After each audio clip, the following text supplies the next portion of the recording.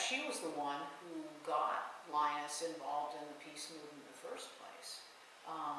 After World War II, Linus had done war work with the government, and they were both shocked and appalled by the power of the atomic bomb, by the fact that we had dropped the atomic bombs on Japan and the implications for the future and the future of war and peace. And so Linus began making speeches around Los Angeles about the science of the bomb.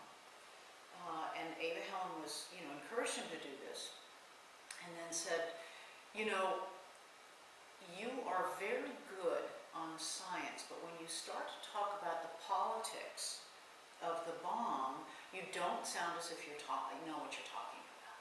And so you should just stop making these speeches. And he said, well, I don't think so. I think I'll learn about the politics of, which I think was her intention. And so from there, they just became a team. And in the 50s particularly,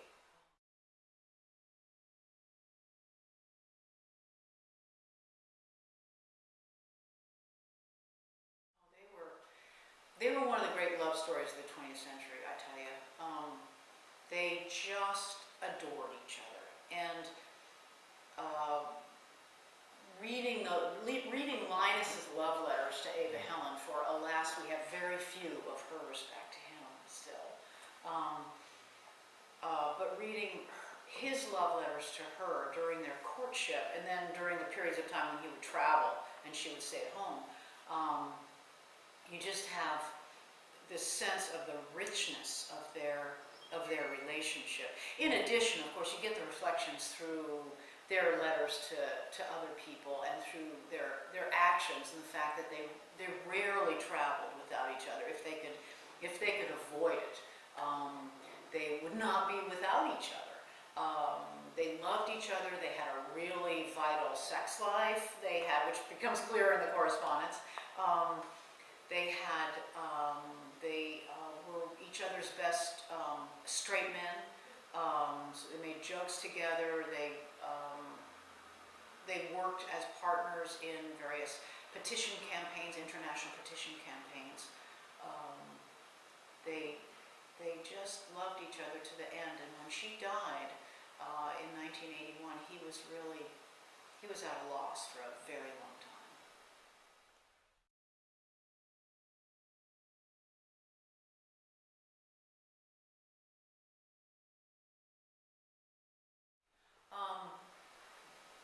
She, in the early years, she tried to keep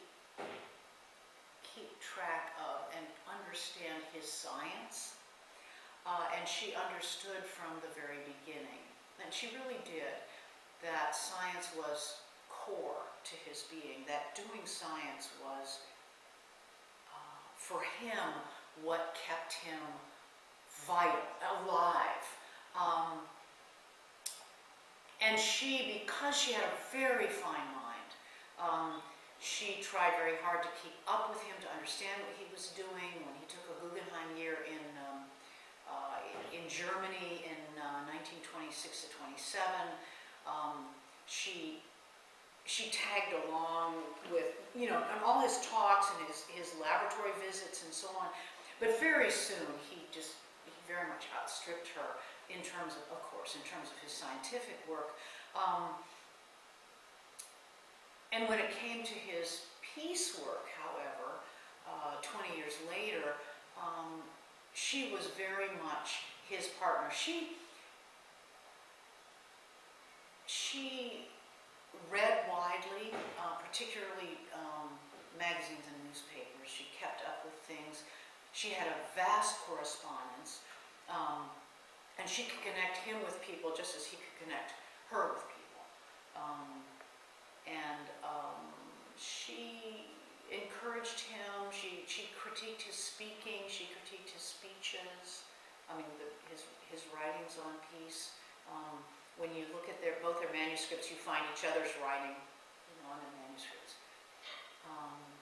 So she was clearly more of his equal, in his peace and anti-nuclear work. And she functioned as the kind of background support as many wives did in that era in his science.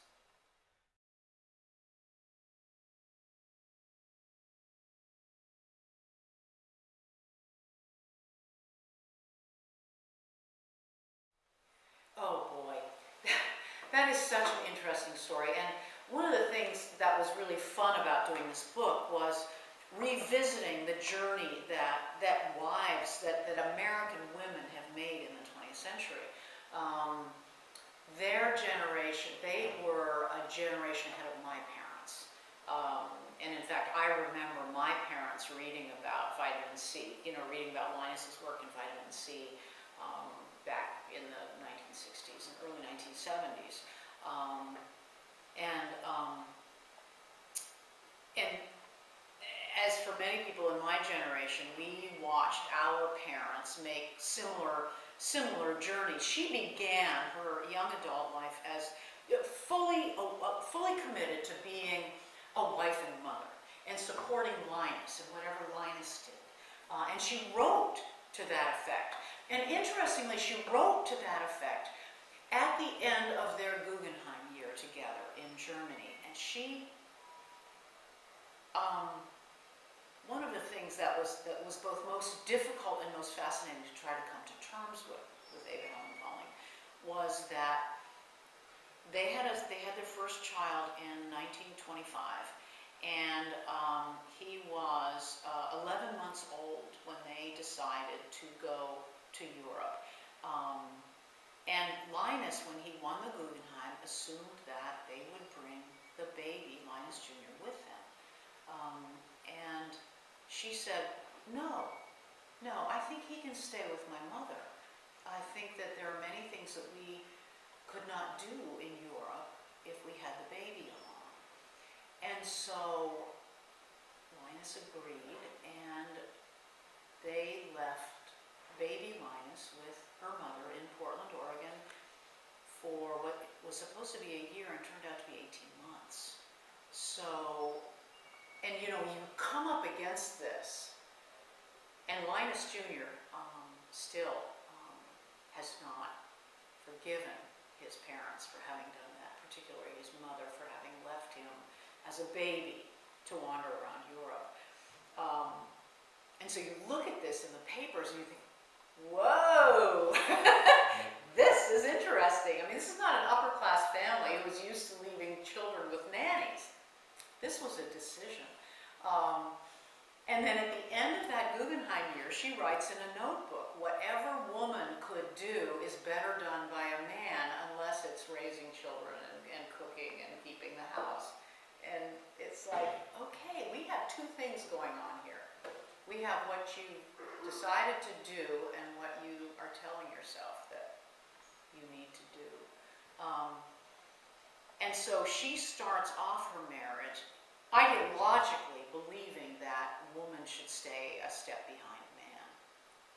But temperamentally and in reality, that was not who she was. And it was largely her passion for Linus, I believe, that kept her in that position for many, many years. And her real conventionality. She was a really interesting mix of the conventional and the unconventional. She had a great deal of courage, as did Linus. I mean, they were under fire. During the Cold War years, they were constantly under fire. Linus paid a professional price for his political stands. He was ultimately really squeezed out of being chair of his chemistry division at Caltech, and ultimately left Caltech because after he won the Peace Prize, there was practically no recognition there of his second Nobel. He was hauled up in front of the Senate Internal Security Subcommittee and interrogated. They paid a huge price. Not as huge as some people who lost their jobs and literally were blacklisted, but a huge price. And so in that sense, she was extremely unconventional, extremely courageous, but she began her married life as a very conventional woman. But in the 50s, as she gradually, late 50s, early 60s, as she gradually created her own path and her own reputation among peace circles, she also began to question her own decisions and her own previous decisions. She began to question why she hadn't completed college. She began to question why other young women in the 1950s were preferring to get married rather than get their own degrees. So it was a combination of looking back at her own life and also looking at the young women of her daughter's generation who were making these decisions to be, the baby boom decisions, to be wives and mothers first. And so she actually wrote a position paper in the early 1960s called The Second X Chromosome about women and their fates, and why it was that they didn't create their own independent careers and how they really ought to.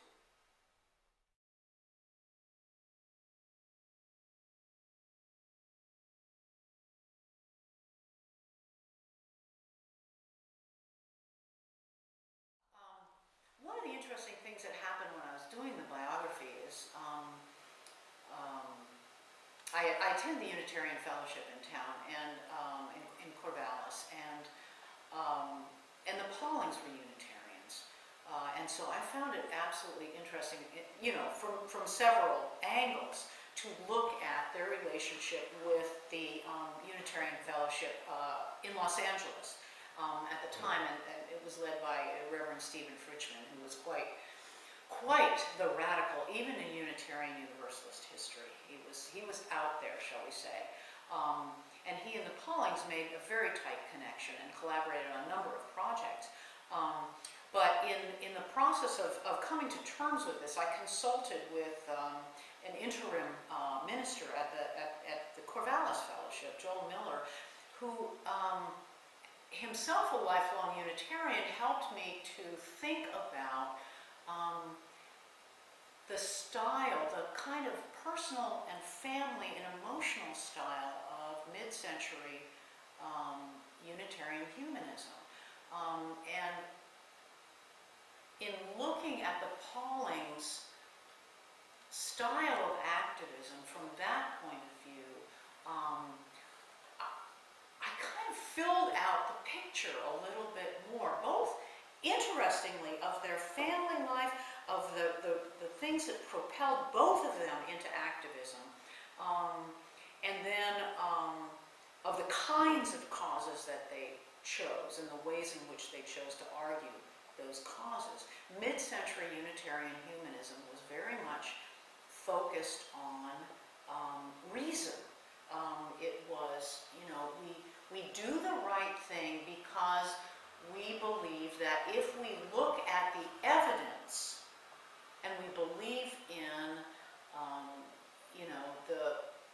the inherent worth and dignity of every human, then we need to take particular stands on these major political issues.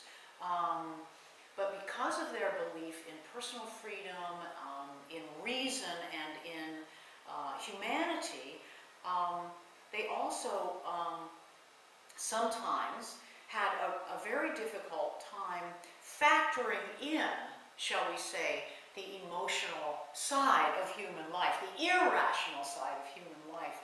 And I found as I thought about that, although heaven knows it's ridiculous to say all Unitarians fit into this box, just as it would be ridiculous to say all Catholics are like this and all Muslims are like this, it helped me to understand a style of thinking. So that piece of it really, for me, added richness to my assessment of who they were and what motivated them. For Ava Helen, I found that her personality was really key in deciding her style of activism. She did join organizations, but she became impatient with organizational politics. I mean, she quickly became impatient with organizational politics. She hated long committee meetings. She hated who can not understand that? She hated committee meetings that didn't result in certain actions. She hated political strains in committee meetings that seemed to her to be away from the main point. Linus was often accused of being a communist fellow traveler, as were many liberal activists during the Cold War. But one of the reasons they were particularly, both Paulings were particularly susceptible to this kind of accusation, was because they had little patience for anti-communist liberalism. They never believed in anti-communist liberalism. You know, liberalism that said, well, of course I'm going to vote for, you know, a democratic liberal, and I'm going to, and of course I believe in social welfare measures, and of course I believe that, you know, that we should try to negotiate for peace, but we can't trust the Soviets or the Chinese. And they were just absolutely, and we can't associate with those people who seem to be fellow travelers, and they never had any patience for that. And so many people saw them as either naive and deluded or just downright irresponsible. But for Ava Helen, that was one of the very annoying strands to her of you know, working with the peace organizations of the 50s and 60s, as those organizations tried to kind of chart their way through these these rocky shoals of, you know, anti-communism versus peacemaking.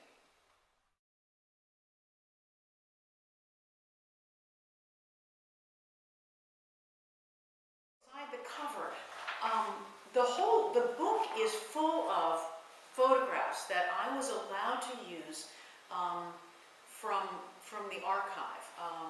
And they're scattered throughout, and they're just wonderful, wonderful photographs of the Paulings' lives and travel and family. But a photograph that I found early on and then rediscovered as I was planning the book's photographs was of an Alice Neel painting of Ava Helen Pauling. Alice Neel, of course, was a noted and just wonderful American painter of the 20th century. And she painted both Linus and Ava Helen. And I found a photograph that was done of the painting. The painting was not black and white, but the photograph is. And I found this photograph in the archives. The photograph was done by Lita Moser, who is also a major American photographer, also a woman. And so one of the things I love about this painting, aside from the fact that I think it captures Ava Helen in one of her most winning poses from, you know, the late 60s and early 70s, just relaxed and being fully herself, is that the existence of the photograph and putting it as the frontispiece to the book really honors three great American women, you know, the photographer, the painter, and